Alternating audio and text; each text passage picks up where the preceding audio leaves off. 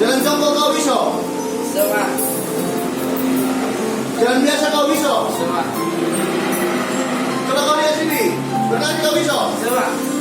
Sini ada kau. Dalam seluruh pekerjaan itu mempunyai kendala dan tantangan. Kau jangan langsung patah semangat kau. Seluruh pekerjaan itu tadi punya tantangan dan punya problem. Ada kendala begitu banyak di luar sana. Bapak di sebelah tadi, Bapak juga banyak kegiatan termasuk Bapak juga menjalankan bisnis ini ada kendala.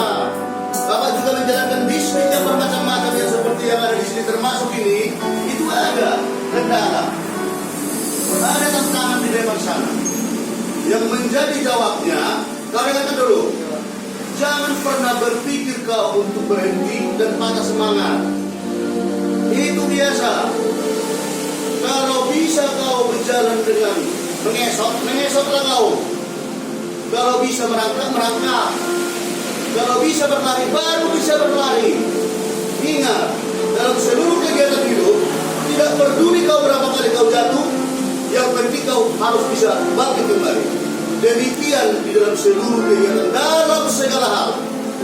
Supaya itu menjadi suatu senjata pamungkas dalam motivasi hidup dalam segala kegiatan. Oke?